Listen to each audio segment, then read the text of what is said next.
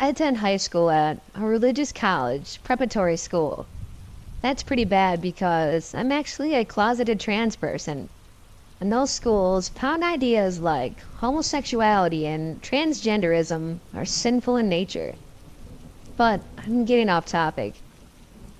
A school has this nice wooded area surrounding it, and if you follow either way, in or out of the school, you'll end up in a little shopping area in front of the school.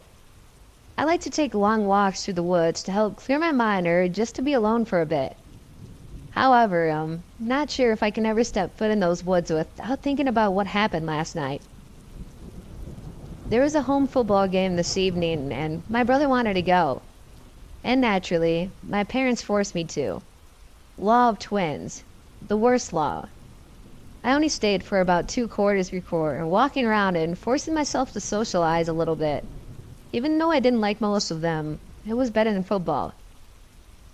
During the fourth quarter or something like that, I asked my brother if I could go back to my car, which was parked in the shopping area across the way, so I can start it up and be ready by the time he walks over. He gives me the keys to our shared car and I make my way to it. While walking through the parking lot, I decided to take a quicker shortcut through the woods, and that's when the craziness starts. I swear I could hear someone walking behind me, but every time I turned around, I was met with an empty trail. I found this odd, but I dismissed it as paranoia. I kept walking, but I began to feed to this paranoia, and eventually I was able to convince myself to speed up to a brisk pace so I can avoid getting snatched up by this invisible threat that was pursuing me. As I sped up, I realized the footsteps I kept hearing wasn't my mind fucking with me, but actual reality. I looked behind me to see a guy in a black hoodie sprinting after me. Panicked, I began to pick up my pace. I could see the edge of the woods and the lights of the shopping center, before 2 other hooded guys jumped out in front of me, forcing me to take a left and into uncharted territory. I could hear all 3 of them screaming obscenities at me. I didn't even know who these guys were, and their voices were filled with the strongest of spite and the darkest of intent. It was horrifying, and I wouldn't wish this experience upon anybody. Eventually, I found myself in a neighborhood at the northern end of the woods, and I turned around to see nothing chasing me. I stopped to catch my breath, and I cried. I couldn't help myself. The words they said were too violent, even if they were teens or adults. I didn't know if they were empty or a promise to something I could see in the future. Eventually, I calmed myself down and walked myself back to the stores across the street, found my car, and locked the doors the second I got inside. I didn't even use my phone. I just scanned the area around me, making sure these creeps didn't follow me.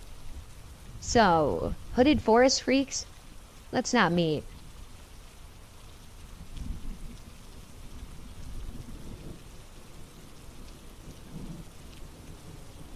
This happened about 6 months ago. I was at a party my friend was having at her place on a Friday night when I ended up leaving early since I had gotten into a huge fight with her that resulted in me getting kicked out of the party. It was around midnight when I left, and my apartment was around a 20-minute walk from her house. I turned left onto a major road that led to the road that my apartment was located on. About 10 minutes into my walk, a guy on a bicycle pulled up next to me and got my attention. He asked, "Hey man, do you have any change for the bus on you? I need to get home, man. It's pretty far away." I apologized and truthfully told him I didn't have any change on me, and I walked away. He pulled up on me again and asked, "Well, do you have any singles? Could you give them to me and I'll swing by the store and get quarters?" I apologized once again and told him that I didn't have any singles on me. I had a 20 on me, but I didn't tell him that as he was starting to sketch me out a bit. I started to walk away when, once again, he pulled up in front of me and pulled out some shitty prepaid cell phone and said, "I'll sell this to you for $4. It's a good deal." I'm thinking to myself at this point, is this guy serious? Does he actually think I'm going to buy that from him? I already told him I didn't have any money on me. I told him once again I didn't have any money on me, and I quickly walked away. As I'm walking away, I see him swing a U-turn onto the other side of the road to talk to another pedestrian, presumably asking him the same questions he asked me. I quicken my pace at that point and try to get as far away from this guy as I can. Shortly before reaching my block, I glanced behind me and I noticed the same guy slowly riding his bike less than a block behind me. I think to myself, not this shit again. And I quickly walk and turn right onto my block. As I'm walking, I look behind me once again to see the guy turn onto the block and start pedaling towards me, and I notice he begins pulling a knife out of his jacket pocket. This caused me to quickly take out my own pocket knife, and I made sure he saw me holding it. I screamed at him, "Get the fuck away from me right now." He got startled, put the knife back in his pocket, and pedaled away from me faster than I think I've ever seen. I stand there until he is well out of my view, and I quickly make my way into my apartment. I was extremely pissed off and nervous at the same time. I thought about what had just happened, and I think I figured out what he wanted. He must have been trying to come up with ways to get me to take my wallet out of my pocket. And he was either gonna quickly snatch it out of my hand and speed away, or he was gonna threaten me with a knife to hand it over. I'm just glad I caught him following me home and pulling his knife out, cause had I not noticed, this encounter would have had a different outcome. So, Sketchy Dude was so adamant about stealing my wallet that he tried to sell me some shitty cell phone and even tried to hold me at knife point. Please, let's not meet again. Ever again.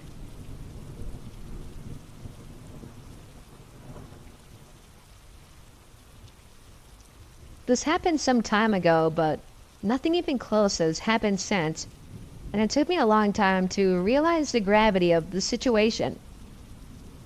I lived in a share house with 3 other guys at the time. However, they were all at their various jobs, and I worked night shifts at a nearby gas station. I was in bed after a shift, fast asleep, and I started awake, not really knowing why. There was a period of about 15 to 20 seconds after I began to wake up of silence, followed by a knock at the door. At this point, having just woken up, I was still trying to get my bearings. However, I realized that I must have woken up from someone knocking at the door.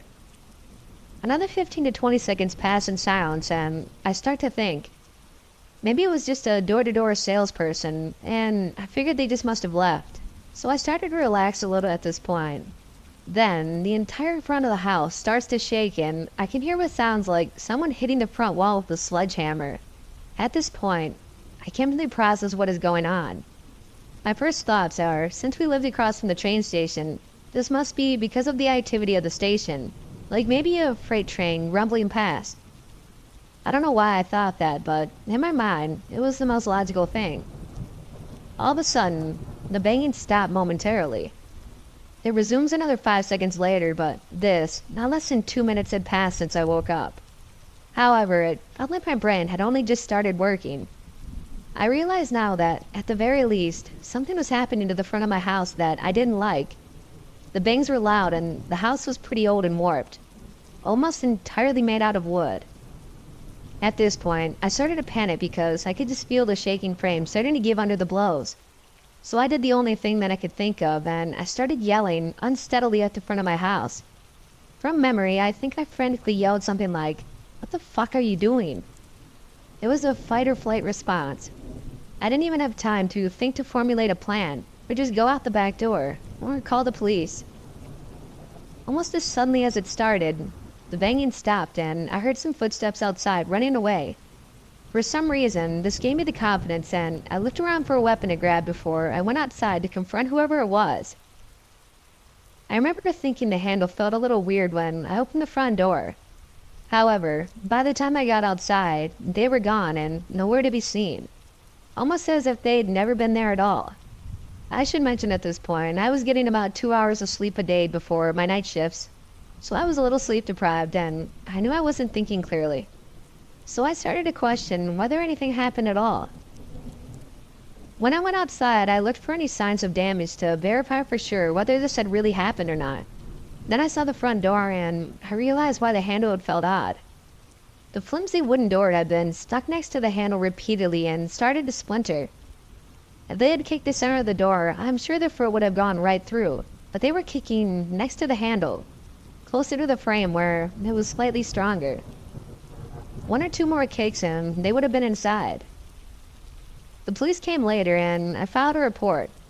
However, nothing was stolen and there was nothing stolen from the unlocked garage beneath the bedrooms. They were either too stupid to check the downstairs first, or they weren't really looking to steal anything.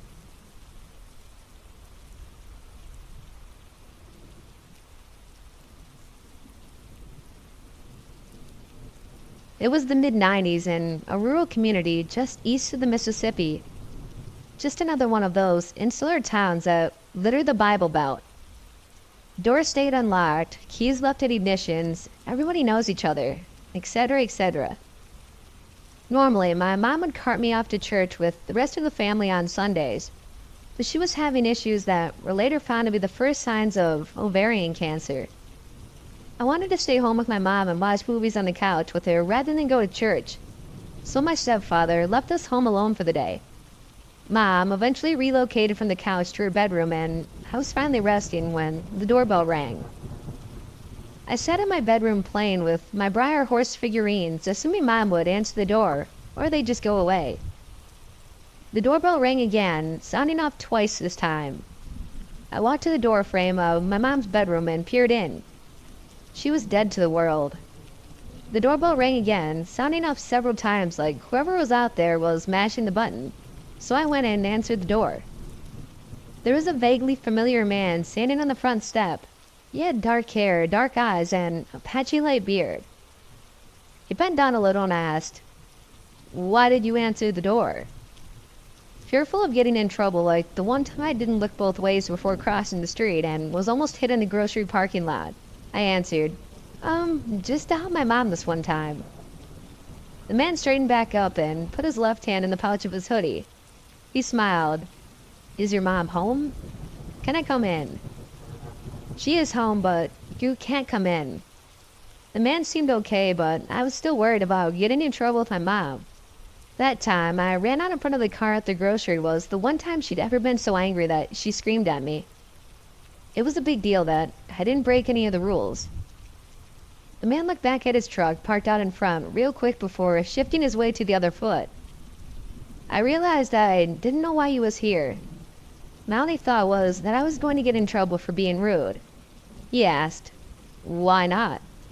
"This house is too big for your mom to know I'm right here." I felt uncomfortable in a way I had never felt before. It felt like I just needed to go or leave or something. I said the first thing that came to my mind. "This house isn't big." I slammed the door on him and ran to wake my mom up. I still don't know what came over me in that moment, but I'm sure glad it did.